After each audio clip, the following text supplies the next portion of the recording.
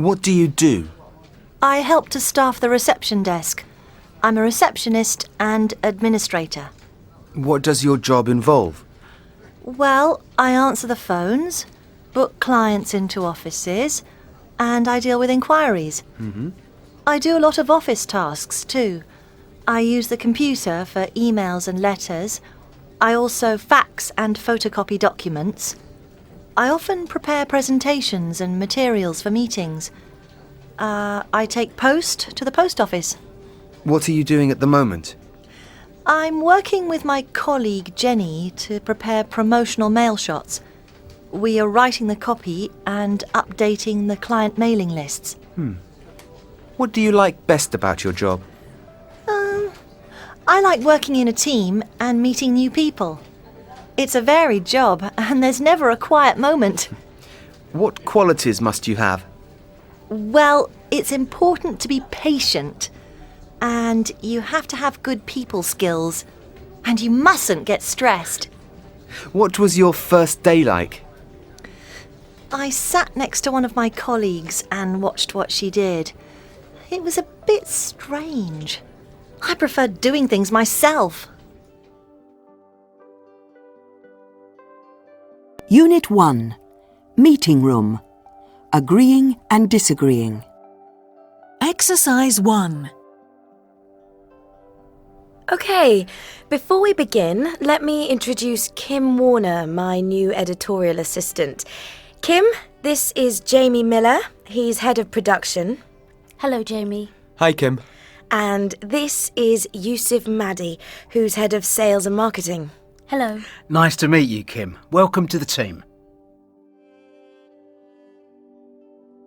Exercise 2. Okay, there are a few more things I want to talk about this morning. First of all, I'm thinking of arranging an away day. An away day? That's right. I'm hoping we can take a day out of the office and have a team-building session. We can have talks, presentations, games. That sounds like a good idea. When do you want to have this away day, Laura? Next month. I'm not sure about that. We're very busy at the moment. We're always busy, Jamie. Yeah, Laura's absolutely right. But we can't spare a day out of the office. I mean, why now? We're employing a lot more people, and we have a lot of new staff, like Kim, of course. I think it's important that we get to know each other and understand what everyone does. That's true. Laura, do we have to be a whole day out of the office? Could we take half a day? I can't see any problems with that. Jamie? Yes, that's a good idea. Half a day sounds fine to me. Great. Now, let's take a look at the sales results for the last quarter. I think you said...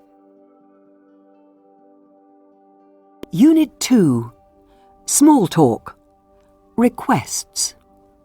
Exercise 1. 1. Excuse me? Oh, hello. Could you possibly tell me where the blue meeting room is? Yes, of course. It's on the second floor, just next to the lift. Thanks very much. 2. Yes, that's right. Yes, I did. Okay, see you then. Sorry, but would you mind telling me the number of the IT department? Not at all. It's, wait a moment, 2020. Thank you. That's okay. 3. Excuse me, do you think you could tell me the name of the human resources manager? I'm very sorry, but I only started work here last week and I can't remember it. Unit 2. Pronunciation. Polite requests. Exercise 1. 1. Would you mind if I closed the door? 2. Could you possibly pass me that book? 3. Would you mind telling me where the coffee machine is? 4. Do you think you could help me? Exercise 2. 1.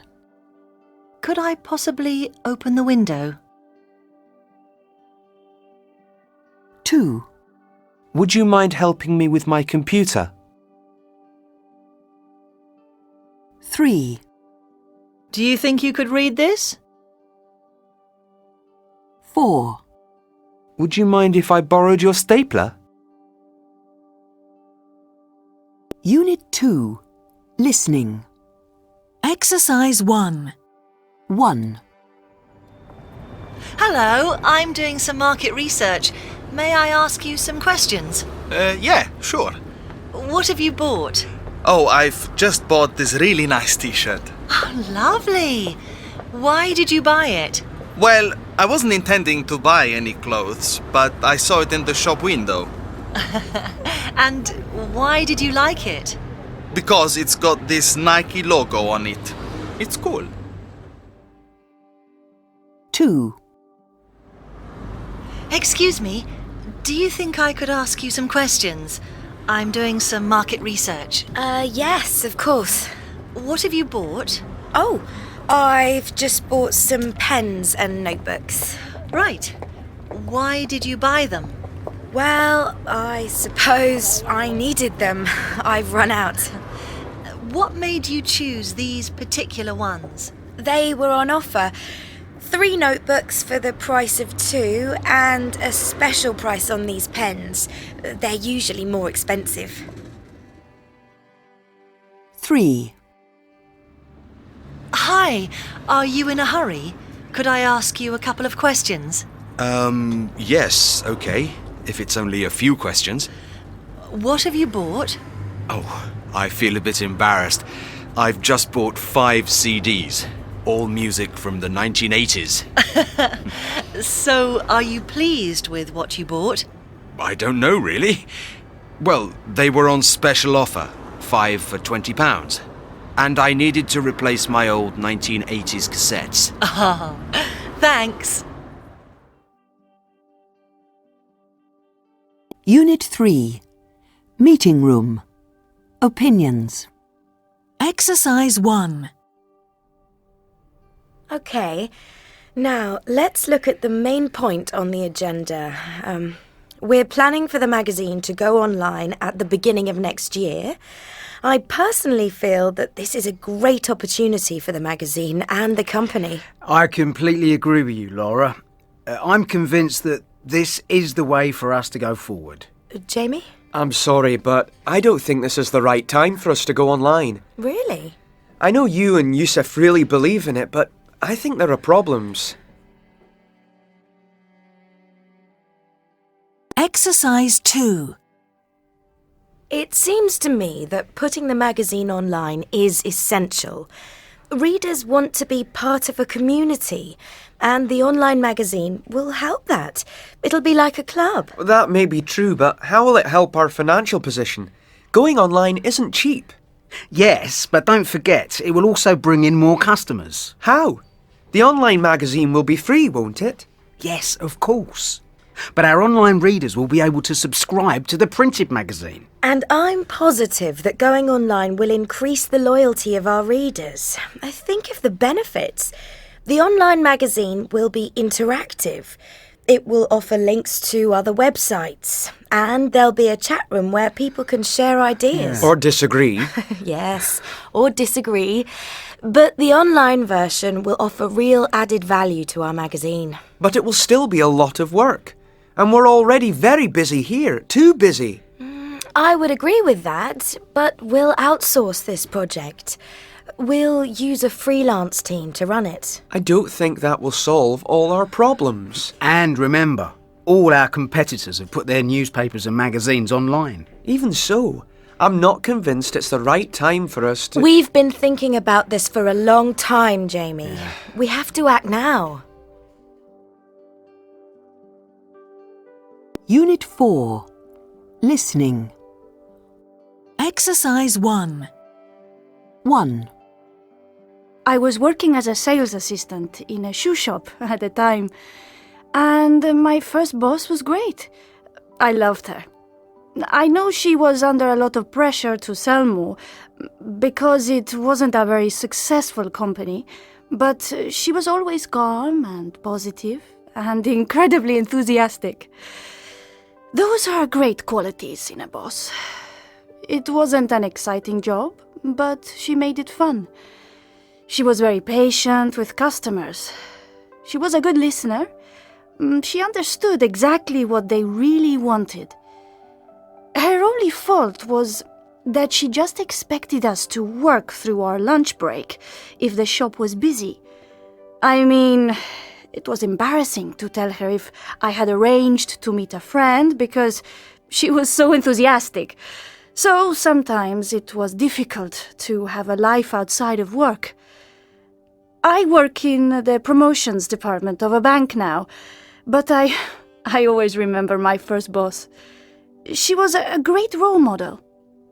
It's important to treat your customers and staff well, and listen to them. 2. My first job was for a big insurance company. I was 18 and I worked in the human resources department. It was great.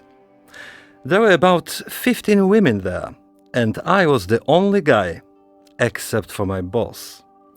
I didn't like him very much. I think he was competent, and I suppose he was knowledgeable about the job. But I can't think of any other positive things to say about him. He made people feel stressed when he talked to them. In fact, he was always in a panic. He didn't have a sense of humor at all. And he wasn't a good communicator, which is strange for the head of a human resources department. I learned that it's important for a boss to be a good communicator. And to keep calm, of course. 3. My first boss was very funny. He was the director of a language school, and I was teaching there during my summer holidays from university. To be honest, the school was very badly organised, because he was very disorganised. But he was an inspiring person, and I think that's essential in a good boss. He was imaginative and enthusiastic, and he created a great atmosphere. I'm not a boss now, but if I become one, I think it's really important to create a positive atmosphere. Your staff have to enjoy their work, and if they are happy and motivated, then you can deal with any problems. Unit 4. Small talk. Thinking time. Exercise 1. Yeah, the job's going okay, I think. But I still don't really know what I'm doing. Last week, I asked a guy where the human resources department was, and he didn't know either. He was new here too. Actually, he was really good looking. Yeah, I quite liked him. His name's Daniel, I think. Oh, hang on, it's him. I've got to go. Hi. Hi, Karen. I wasn't interrupting, was I? Oh, no, not at all. I was just, talking to a colleague. So, how's it going? I'm sorry? How's it going? The job. Oh, sorry. I'm a bit confused today. It's fine. Did you find the human resources department last week? Oh, yes. Finally. Great. So, how was your weekend? How was my weekend? It was sort of okay. Did you go out? I went to the cinema on Saturday, with some friends. Some old girlfriends from college. I went to the cinema too. What did you see? The new Johnny Depp film. Me too. What did you think of it? Well, I like Johnny Depp normally. I mean, he's an interesting actor, but it depends on the film. This one was a bit, strange. I mean, I like interesting films, and I really don't like action films, but... Oh, I kind of liked it. Oh, well, so did I. I liked it too. It was just... Hey, look at the time. I have to get back to work. See you around. Oh, yes. Bye.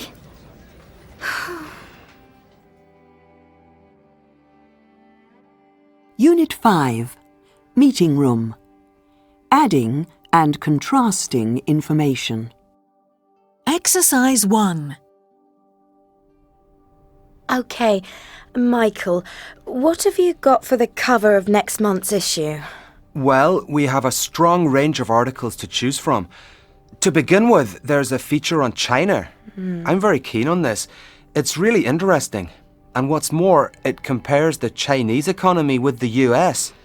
Mind you, we had an article on the Far East, 2 issues ago? That's right. However, this time we look at it from a different perspective. You know, comparing it with the States. I'm not sure. OK then, what about this? The top 10 businesses to invest in. It's an important issue. Absolutely. And besides, it's a well-written article. I like the idea. In fact, I'd say it was my favourite. Plus the fact that there are some surprising companies in the list. All the same, it doesn't have the impact of some of the other topics. Well, maybe not. We want to appeal to the greatest number of readers and, well, this may not be the best subject. So, what about 25 trends to change your business? It's good. It's an interesting list. Still, I don't think it's strong enough for the front cover. So that leaves the future of the internet. Personally, I think this is a great topic. It's my first choice for lots of reasons. It's really interesting. There are some amazing ideas. That's true. And I just wanted to add that everyone uses the internet. It affects all our readers, so they're going to be interested in it. I think Kim's right. We've got our front cover story. Excellent. Thank you, Kim. No worries. Unit 6. Listening. Speaker 1. I'm from the UK, and I had a placement in our company's Paris office. To make conversation, I asked a new colleague if she was married and had children. Well, she became very distant and didn't seem to like my question. I've lived here for 4 years, and I now understand what I did wrong. You don't ask personal questions of someone you don't know very well in France. Speaker 2. I'm from Germany, and I was organizing a congress in Italy with an Italian colleague. But he wouldn't tell me exactly what it was going to cost, which worried me. He said he was going to have lunch with someone from the local Chamber of Commerce. That way, he would be able to negotiate better conditions because he knew this person quite well. The conference was a great success, and the price was very good. In Italy, personal contacts and recommendations are incredibly important. Speaker 3. I'm from America. I manage a team in Japan. I really appreciated how much work a member of my team was doing. So, in a meeting, I praised her in front of the team. I realized immediately I had made a mistake. I should have praised the whole team. Speaker 4. I'm from Spain, and I was working in the Middle East. I was invited to my colleague's house for dinner. I noticed they had a very old and unusual record player, which I admired. During the meal, I felt uncomfortable because no one was talking. So, to make conversation, I commented on the record player. The family immediately offered it to me, and it was really embarrassing for me. I didn't understand that if a guest admires something, it is customary to give it as a gift. Speaker 5.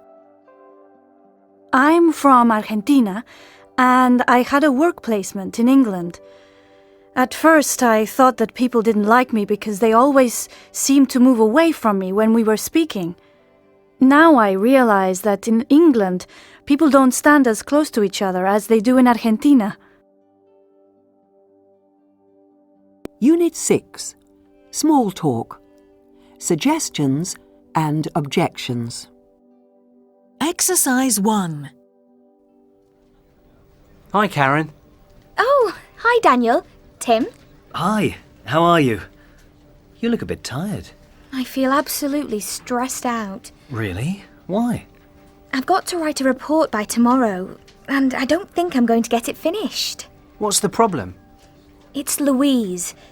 Her desk is next to mine, and she's on the phone all the time, or talking to me, or other colleagues. The noise is really terrible. I can't concentrate on my work. Oh, you poor thing. I don't know what to do.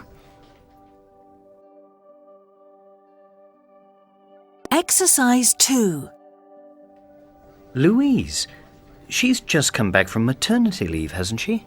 Yeah, and she just loves showing everyone photos of her baby. And if she's not talking to people in the office, she's talking to people over the phone. And even when she's actually doing her work, she makes a lot of noise. Why don't you talk to her? That's the best thing to do. Yes, but I don't think that will work. I don't think she can change the way she behaves. She's just an incredibly noisy person. She can't stop talking. And I'd feel really embarrassed. You could always talk to your manager. Oh, I'm not sure about that, Tim, because Louise and her manager are old friends. It might only make the situation more difficult. No, but if you find it difficult to talk to her, have you thought about writing an email? You know, make it polite, but explain the situation. I'm sure she'll understand. It's a good idea, but it won't work. An email could look like an official complaint. But what if you talk to your colleagues? Maybe they feel the same as you. That might be all right. But they all like working in an open plan office. They don't seem to find the noise a problem. It's a tough problem. Well, I think there's only one solution. What's that? Well, how about going to the pharmacy and buying some earplugs? Earplugs? They're great. I always use them when I travel. They reduce the noise a lot and you can... Good idea, Dan. Oh, thanks a lot, you two. I'll look really silly wearing earplugs in the office. Unit 6. Pronunciation. Reinforcing adverbs. 1. I don't believe it. That's absolutely fantastic news. 2. I feel really awful. 3. That was an absolutely terrifying film. 4. What a day. I feel really miserable. 5. She gave an absolutely brilliant talk. 6. Did you have the dessert? It was really disgusting.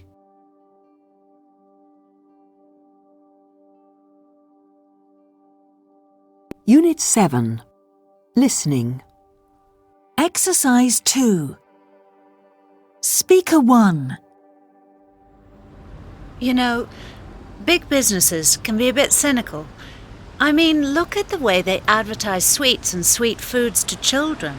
They target children directly with advertising and attractive products, although they know that their products actually harm them. Speaker 2. Actually, I think that many businesses today try to make a positive impact on the environment.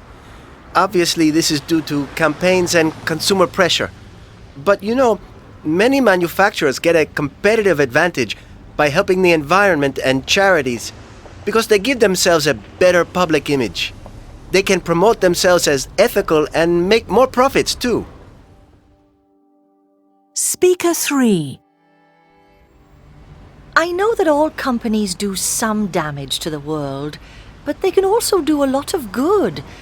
They give money to charity and help campaigns to improve the environment. Look at Bill Gates and all the good his charities do. They also have to respond to consumer pressure. And then there's the negative publicity. It makes them clean up their act, change their strategies. We can't think industry will go away.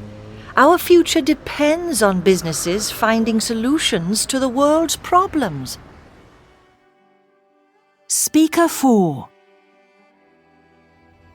Well, there are many businesses today that are ethical.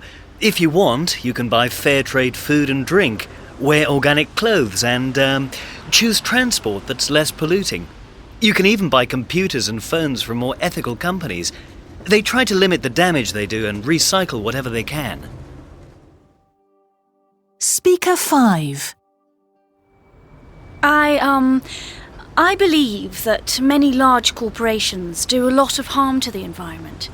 Because they're powerful, they think they can do anything they want. I mean, in India, big drinks manufacturers are polluting the water supplies for people.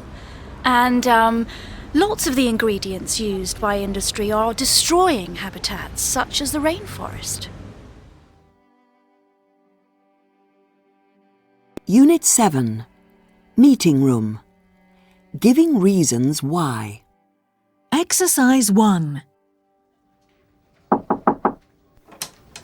Hello, Laura. Oh, hi, Kim. You wanted to see me? That's right. Please take a seat. Thanks.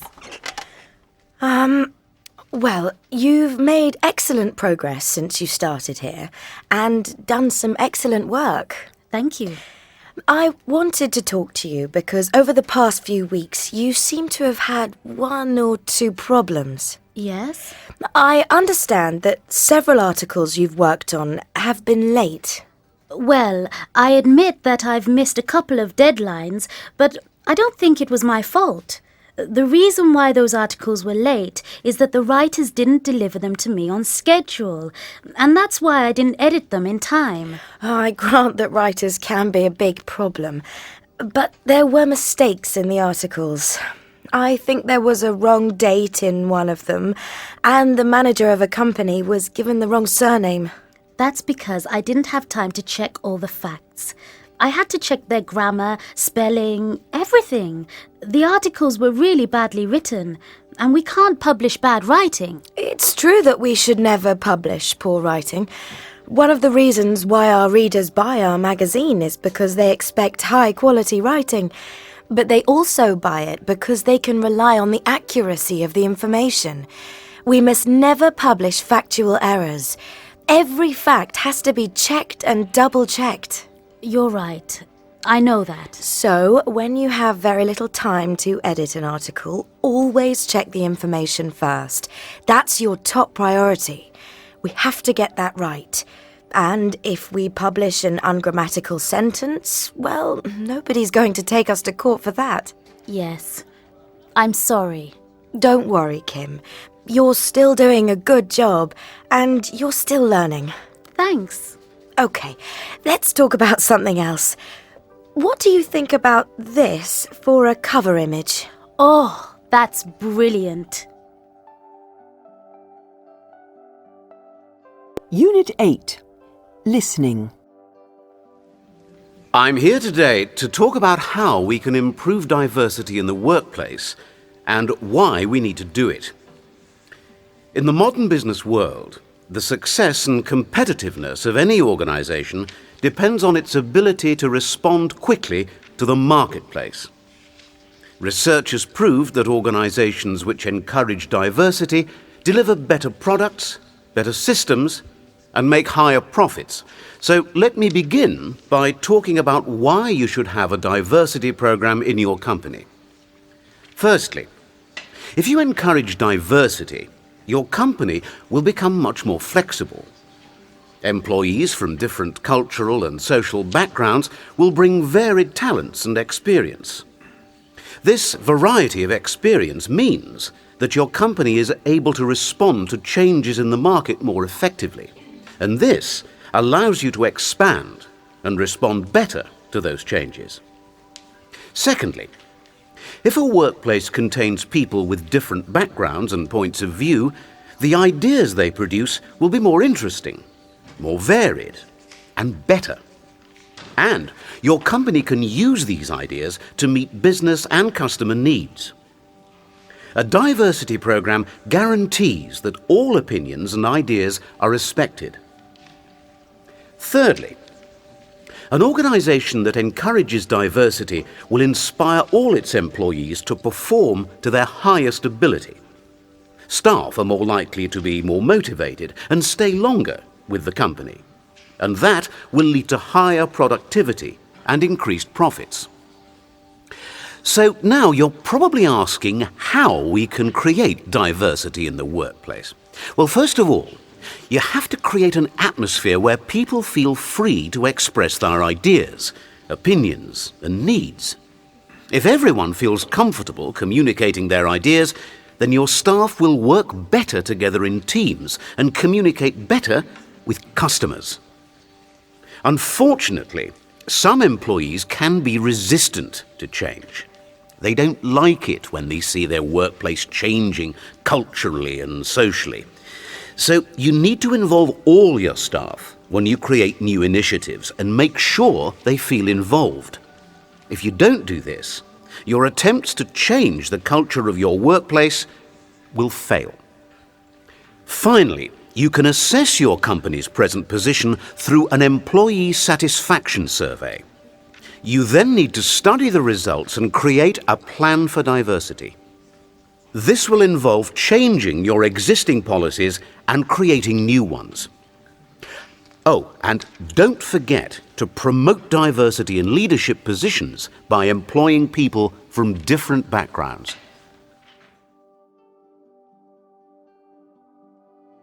Unit 8. Small talk. Correcting yourself. Exercise 1. Hi, Karen. Oh, hi, Daniel. I was just walking past Sally's office, and she had Gary in there with her. Uh-oh. Is he in trouble again? Yeah, the usual problem. He's always one of the last to get into the office and one of the first to leave. But he always does his work. Oh, yeah? But she was really giving him a bad time. She was practically shouting at him. Really? Yeah, she sounded really angry. But a lot of women managers have problems managing men. Really? Yeah, they lose control. They raise their voices. So you don't think women make good managers? What? No, that isn't what I meant. It's what you said. No, what I meant was, women find it difficult to manage men. Because they're not good managers? What I'm saying is, men are difficult to manage. It's the men that are the problem. Because women aren't strong enough? I can't believe it. That's so sexist. Oh, come on, Karen. You know what Gary's like. I'm sorry. I've got a meeting. Sure. Exercise 2. Daniel? Oh, hi. Are you busy? Well, you know what it's like. Look, I'm sorry about what I said earlier. I didn't mean to say you were being sexist. Well, it's the word you used. Yeah, well, I'm sorry. But I thought you were saying that women make useless managers. I just meant that some men don't like having women as their bosses. They make things difficult for them, so it's harder for women to manage them. I guess Sally does shout a bit too much. And Gary can be a real pain. Shh! There's Gary. By the way, Daniel, do you fancy going for a drink? Unit 8. Pronunciation. Word stress. 1. When are you meeting Alan? I'm not meeting Alan, I'm meeting Andrew. 2. Tim's the best designer in our department. Sandra's a much better designer than Tim. 3. See you on Tuesday. No, not Tuesday. Thursday. 4. She's going to arrive at 11. She's going to arrive at 12. 5. The project isn't finished. It's finished? No, it isn't finished. 6. It's the best film ever made. Really? Well, it's one of the best. 1. I'm not meeting Alan, I'm meeting Andrew. 2. Sandra's a much better designer than Tim. 3. No, not Tuesday. Thursday. 4. She's going to arrive at 12. 5. No, it isn't finished. 6. Well, it's one of the best. Unit 9. Listening. Exercise 2. And now let's turn to the subject of sponsorship. I'm here with business analyst Christina Harris, who has just written a book on the subject, The Sponsorship Game. Hello, Andrew. So, Christina, we know that sponsorship is increasingly common, but what are the typical events where we see sponsorship in action? Well, it seems that almost any major event these days has received corporate sponsorship, from car racing to athletics and even tours by pop artists. TV programs receive sponsorship too. This can be very obvious when you get an announcement saying, "This program is brought to you by this or that company." But it can also be more subtle through product placement. For example, a car manufacturer will give money to a TV series to feature its vehicles. But sponsorship also takes place on a local level, with smaller companies supporting local athletics teams or charitable events. They sometimes even sponsor individual students through university. But it's difficult to imagine major sporting or cultural events without sponsorship. Well, yes, that's right. There was the World Cup in Germany, where Adidas were the official sponsors. The Three Stripes logo was everywhere. And in Formula One, Vodafone have sponsored McLaren Mercedes. Intel have sponsored BMW. And Martini have sponsored Ferrari. And even bands that were once rebellious, like the Rolling Stones, have sponsorship deals. The European part of their 2006 World Tour was sponsored by American Express. Is there a real difference between sponsorship and advertising? Well, most advertisements are very direct. They're designed to sell a specific product, and they're very effective. Sponsorship is more subtle. It aims to improve a company's image or brand awareness, and it wants to link itself to certain qualities and values. It's still advertising, but its message is softer. Exercise 3. So why do companies choose to sponsor bands like the Rolling Stones or major sporting events? Well, first of all, they want to raise their company profile.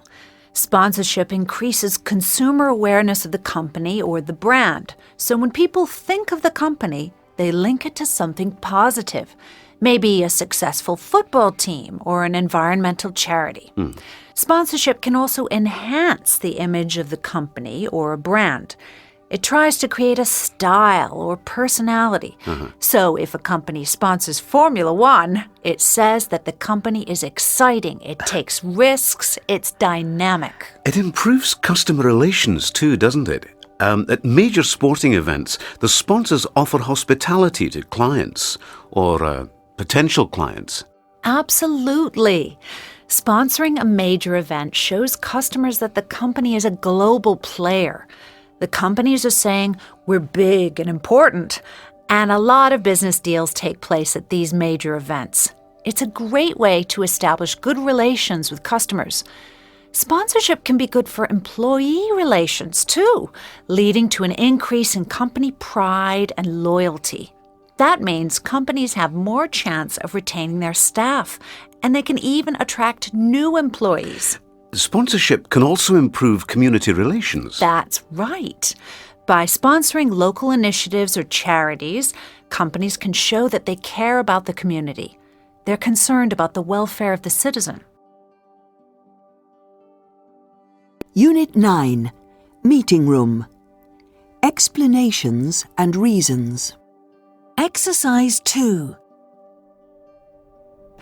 OK, so now I'd like to move on to the main point on the agenda. That's the question of the format of our magazine. A number of new business magazines have recently entered the market. As a result, our sales are under pressure. Although our magazine has a very strong identity, it's becoming more and more difficult to make an impression. So, what can we do? If you look at the shelves of any retailer, there's now a wide range of competition magazines. They're all of reasonable quality, they're all quite well designed, and they're all quite interesting. They're not as good as us, of course. Absolutely. So, we need to do something very different. And I propose we change the format of our magazine to this new, smaller size. I don't understand why you want to change the format. Surely the larger size is standard for business magazines. Well, yes, that's true. However, if you look at women's magazines... Actually, I don't do that very often. Well, perhaps you should. Because we all know that the women's market is highly competitive. But in recent years, a number of titles have changed their formats to this smaller size. And as a result, they've been much more successful. Can you explain why changing the format is our best option? Why don't we simply change the cover and internal design? Because our competition titles have quite strong covers, a new cover style won't help. It won't make a big impact, and it won't encourage potential buyers to look inside. As a result, we need to do something more radical, more interesting. And I believe this new format does just that. Unit 10. Small talk. Surprising news. Exercise 1. Hi, Karen. Oh, hi, Dan. You look happy. Guess what? What? Well, I'm going to get some new office furniture. Really? Yes, I must have complained hundreds of times about that desk and chair. And now I'm getting new ones. Great! Exercise 2. Hey, Lisa. Oh, hi, Karen. Do you know what? Daniel in the sales department is getting completely new office furniture. A new PC. Everything. That's fantastic. He's lucky. My PC is useless. I've been complaining about it for months. Are you busy, Pete? No, why? Have you heard the news? What news? The sales department is having a complete makeover. They're all getting new office furniture, new PCs. They're changing everything. That's incredible. I thought the company was short of money. Alex. Hi, Pete. What is it? Do you know what? They are going to completely redesign the office space in this building. They are taking out all the offices. What? That's right. The whole place is going to be open plan. I don't believe it. I hate open plan. Have you got a moment, Matt? What is it, Alex? You look worried. I've heard that there are big changes coming. They've decided to change... Hi, Daniel. Hi, Matt. What's up? You won't believe this, but I've heard some awful news. They've decided to relocate the office. Are you joking? No, not at all. Everybody's talking about it. The company's going to move to new premises miles away. That's unbelievable. They've only just decided to get me some new furniture. Unit 10. Pronunciation. Expressing surprise. 1. I don't believe it. 2. Are you joking? 3. Really? 4. That's unbelievable. 5. That's amazing. 6. That's terrible. Unit 11. Listening. Exercise 2. Okay, working in teams of 4, you're going to make a bridge. There are some simple basic rules. First, you have to make the whole bridge. That means you have to make the supports at each end of the bridge and the horizontal span of the bridge. Second, The bridge must be a minimum height of 20 centimeters from the floor. Third, the winning team is the one that builds the longest bridge. That means the distance between the two supports. Is that clear? It sounds easy, doesn't it? Well, this is where it becomes more interesting. To make your bridge, you can only use newspapers and sellotape or scotch tape. That's right. Oh, and another thing, you will also see that each team has 6 bars of chocolate. These aren't for eating. Your bridge must be strong enough to support them. Right, you have 30 minutes. Good luck. Exercise 3. Okay, you've all finished your bridges, or tried to finish them.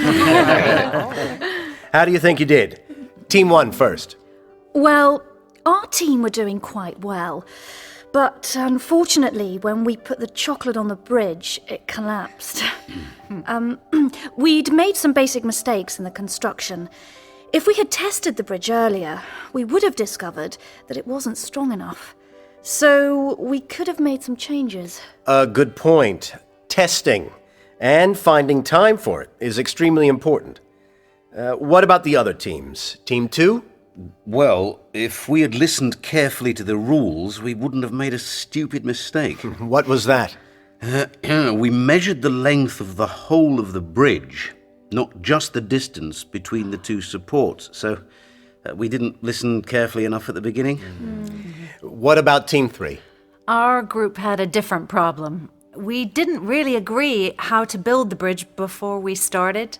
We kept changing our mind. If we'd chosen a leader, we would have made better progress. In Team 4, we had a similar problem. If we had had more time, we would have finished, but we didn't plan well enough. Well, planning and decision-making at the beginning is essential. Now, what about Team 5, our winning team? First of all, congratulations. Thank you. How did you do it? We made our bridge by rolling up the paper into tubes and sticking these together with the tape. It was a good, strong structure. Excellent. And now, as a reward, you can all eat your bars of chocolate.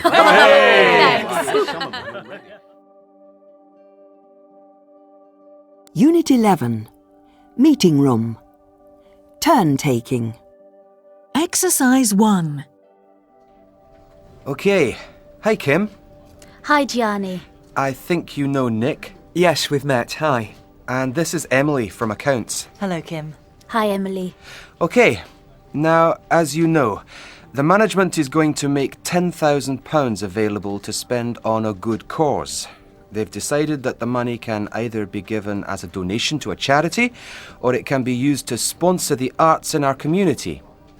The charity they've suggested is WaterAid. That's a charity which is trying to provide safe, clean water to the world's poorest people. And the idea for sponsorship is local, the local theatre. Oh. We're here to represent all the other members of staff, and we've been asked to decide the best thing to do with the money.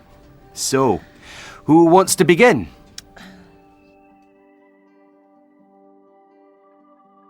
Exercise 2. What do you think, Emily?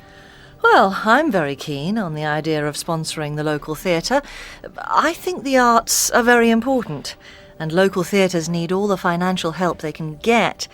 But £10,000 would help a lot. That money could help a lot more people. Sorry, Kim, can I finish? Sorry, I interrupted you, Emily. That's okay, Kim. The sponsorship is a highly visible marketing tool. It's really good publicity, so we can help the arts and we can help the company at the same time. Can I just say that I don't think we should be thinking about marketing here. The company's decided to spend £10,000, so I think we have to make sure that we use the money to make the biggest possible impact. That's why, for me, WaterAid is the best option. 2005 to 2015 is the Water for Life decade. I'm afraid I haven't heard about that. I imagine a lot of people don't know about it, Nick, but it's really important. The United Nations has decided that making clean water available to millions of poor people in the world is a top priority. Yes. Do you have anything to add? I've got lots to say. But you know, the money will help a lot of people. Just £75 will train 10 community leaders as hygiene educators. £460 will pay for 2 public water points. £1,000 will pay for a well. What do you think, Nick? It's a difficult decision. I think sponsoring the local theatre's a good idea. The people who go to the theatre are also our readers, or potential readers, and it will also make our link to the local community stronger. But I agree with Kim too, that this money will pay for enormous improvements to the water supply in other countries. And after all, water is a matter of life or death. So, I think we should donate the money to the charity.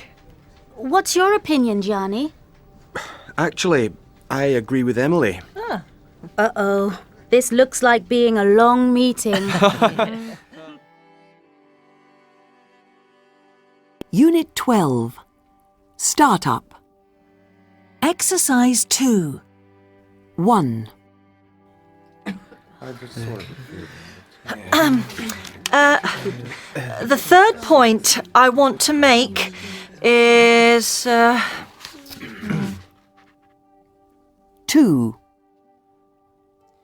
The most important thing is... Louder! Oh. 3.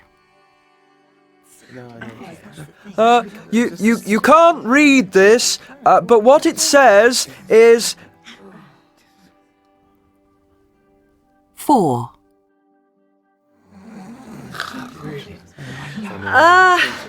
I haven't quite finished yet. I need about 10 more minutes.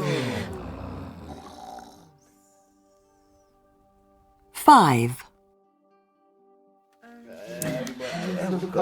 Well, what I mean is...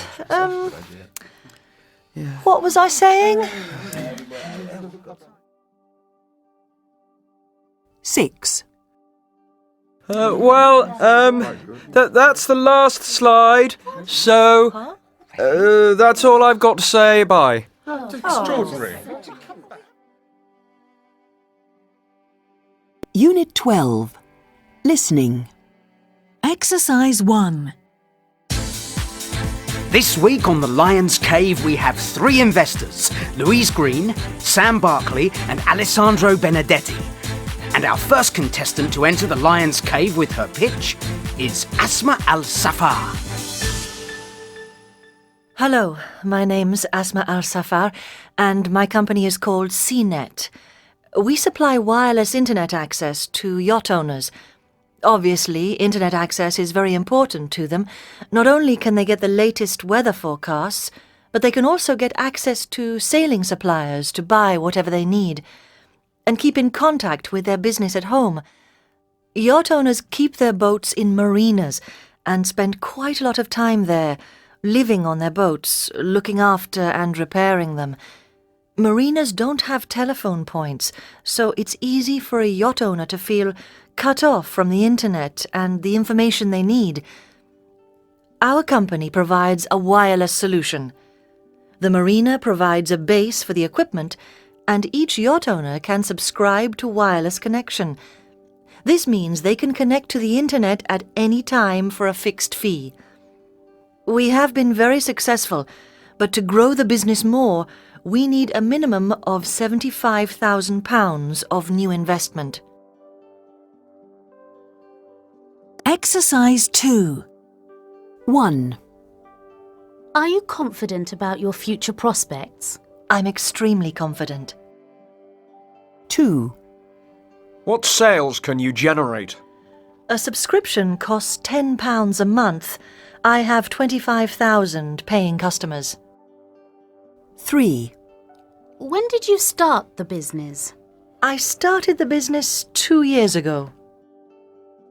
4. How many marinas have you signed up? So far, I've signed up 40 marinas. 5. How are you going to generate income? We can attract advertisers to our website. 6. I'll offer you £75,000 in exchange for 20%. It's a deal. Unit 12. Small talk. Bad news. Exercise 2. Hi, Tim. Oh, hello, Karen. What's up? Oh, I had a real disaster last night. Oh, no. What happened? Well, I was preparing my presentation for today's sales conference and my computer crashed. I'd nearly finished my PowerPoint slides and my computer just closed down. It went completely dead. I'd lost my whole presentation. Oh, that's terrible, Tim. So what did you do? Well, I explained the problem to my boss this morning and he cancelled my session. But he's really not happy. I've got to see him now. I'm so sorry. Good luck. Oh, thanks. Karen Wade speaking. Hi, Karen, it's Sophie. Oh, hi, Sophie. How are you? Terrible. I got some bad news this morning. Oh, dear.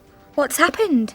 Well, I've been trying to get a contract with a new client. It's really important, but the deal's fallen through. Oh, I'm really sorry to hear that. Yeah, well, the thing is, my promotion depends on this contract. No contract, no promotion. Uh-oh, it's my manager. See you later. Oh, yes, of course. Bye, Sophie. Hi, Karen. Oh, Dan. How's things? A bit depressing. You poor thing. What's happened? Well, first Tim told me that he lost all his... Unit 12. Pronunciation. O and O. 1. Oh no! It's John on the phone. 2. I'm so sorry. What will you do now? 3. She got a terrible shock. 4. Why won't you ask for a promotion? 5. Who do you want to go to the show? Unit 13. Listening. Right. To wind up this meeting, let's just go through the points again we identified in our SWOT analysis. Isabel? Okay, so we have 4 main strengths. We have a good knowledge of the products we're selling. We also hold stocks of specialist goods, so if they come to us, most customers will find what they're looking for. We also have good sources of supply, so our delivery is fast and efficient. And of course, we have a strong commitment to our online operation. Okay, so we know we have our strengths. What did we identify as our weaknesses? First of all, we're still only really known and used regionally. We haven't broken into a wider market. And that's another problem. We don't have a good enough knowledge of the market in other countries. Was that everything? No. We think we'd also find it difficult to deliver orders if demand was high. Okay, passing on to opportunities and threats. Would you like to take over, Gilberto? Sure. We identified 2 main opportunities. 1, we think we can get access to new customers. And 2, we have the ability to build our brand name, so that's a top priority. Actually, we'd suggested a third opportunity. We can also offer new products and services, such as music downloads. That's right. But we came up with only 2 main threats, didn't we? Yes. The first threat was we face strong competition from other established company websites. And the second was that our competitors may offer a better, faster service. Thanks very much. We certainly have a lot to think about. Unit 13. Meeting room. Expressing certainty, probability, and possibility. Exercise 2. Okay. Taking a look at our sales figures for the past 5 months, you can see that we performed very well in January and February.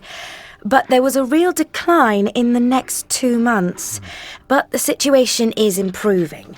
We saw a real improvement last month, and I'm sure that next month we'll achieve our targets. But what about for the rest of the year? I expect that we'll continue to see an improvement in our sales, and we probably will be very close to our target.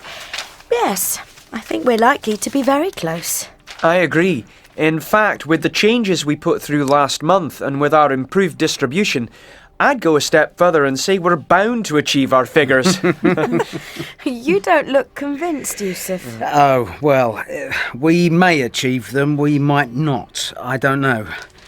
I mean, I know we had distribution problems earlier in the year, and that problem's been sorted out now. But it's a competitive market. Is that your only concern? No, it isn't. Have you seen this? Exercise 3. I came across this on the web. What is it? People are talking about a possible takeover. There's at least one major publisher who's interested in buying the business. Oh, Yusuf, that's just gossip. You can say that, but I think we're likely to face an aggressive takeover bid. I'm absolutely sure that won't happen. I haven't heard anything about this. Have you, Jamie? No.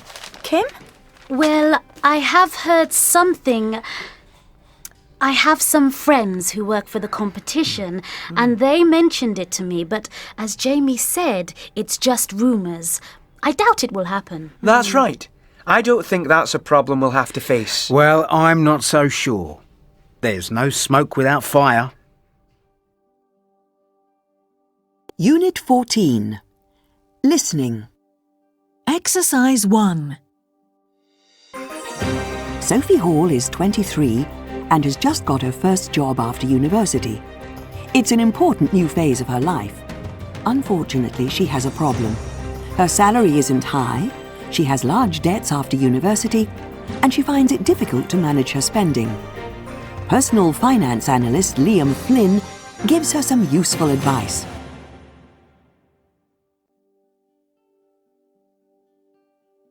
Exercise 3. OK, Sophie. Are you ready to change your spending habits? I have to change, Liam. My advice is fairly simple, but you'll find it a challenge. First of all, you have to plan. How do you do that? By being honest about your spending and your budget. So I want you to do 2 things. First, calculate how much money you have coming in each month. And then deduct the basics. Your rent, your bills, travel costs, food, mobile phone, and debt repayments. You must always spend your money on the basics first. What you have left, you can spend on life's pleasures. Great. But first, what are you spending your spare cash on? Calculate what you normally spend in a week. Be realistic. Make a list and include everything. Clothes, magazines, cosmetics, nights out. And don't forget expenses such as concert tickets, trips away, or birthday presents. Now, if you are spending more than the sum you have left after paying for your basics, then you are spending beyond your means. And that means you'll have to find ways to cut back. I know, Liam. I'm spending too much. And don't forget, I want you to save regularly too. Why? I have to save in case there's an unexpected expense. That's right. Now, do you have a credit card? Yeah. Cut it up, Sophie. Buying with plastic is easy, but then what happens? You have to pay it back. That's right. It's a quick way to get into debt, and the interest rates are very high. And another thing, avoid going shopping so you won't be tempted. When you do have to go shopping, go to factory outlets to make savings. And search online for the best prices in transport and consumer goods. Okay. What do you do for lunch? I buy sandwiches. Expensive, aren't they? Make your own sandwiches, Sophie. Do you realise you're spending £20 a week just on lunch? OK. And when you go out, go to bars that have special prices midweek, or to restaurants with fixed price menus. Or why not just have friends round more often? Make a simple meal and watch a DVD. All right, Liam. And finally, buy a bike and travel around for free to save money on transport. You'll get fitter too. Unit 14. Small talk. Compliments and saying no. Exercise 1. Hello, Karen. Oh, hello, Angela. I just wanted to say that you did an excellent job on your report last week. I've just read it. It's very good. Do you really think so? Yes, it's excellent. In fact, you've done very well here ever since you started. That's really nice to hear. Oh, by the way, are you busy at the moment? It's just that I've got to prepare a presentation, and I don't have much time. Could you possibly work late this evening? Just a couple of hours. I'd love to, Angela, but I'm afraid I can't. I have to go out after work. Don't worry about it, really. OK, thanks.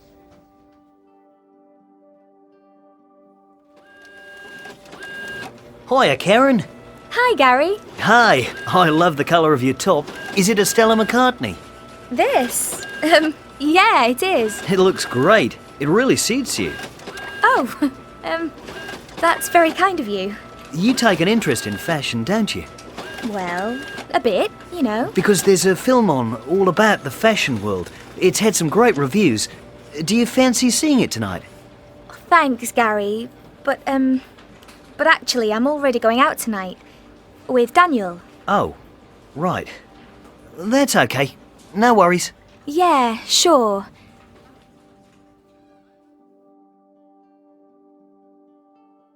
Exercise 2. Hey, Karen. Hi, Dan. Are you still okay for this evening? Yes, of course. Great. See you later then. Nice top, by the way. It's the one you bought me for my birthday. Is it? I didn't realise. Unit 15. Listening. Exercise 2.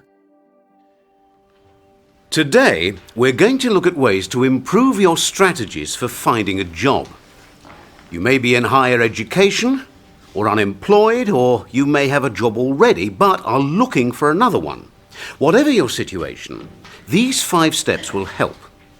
Step 1. You must understand the market you want to work in. You should find out what employers want. How can you find the right job for you? First, you need to decide what you want. So, step 2 is you must understand yourself. That means you have to know what you want and know what you have to offer. So, you should make a list of your skills and interests. You can then use this information to identify possible jobs and employers. Remember, employers want to have evidence of skills. And don't forget to include your hobbies and interests. Step 3. You must actively search for a job. Universities and colleges have careers fairs where you can meet company representatives and learn about career possibilities. You should look at national and local newspapers and specialist journals. You should search online too, and go to employment agencies. Don't forget, networking can be extremely effective too. Not all jobs are advertised. But whatever you do, you must prepare a clear, well-written CV. A good CV is a passport to employment. Step 4 is you must make yourself more employable. That means you need to acquire more skills to improve your CV. You should improve your IT skills, learn a foreign language, get a driving license. And remember, temporary jobs are a good way to gain experience. Step 5. Unfortunately, not all job applications are successful. So my last piece of advice is, you must stay positive. Don't give up. You should keep on improving your skills, your knowledge of the market, your CV, and your interview techniques. And then you will succeed.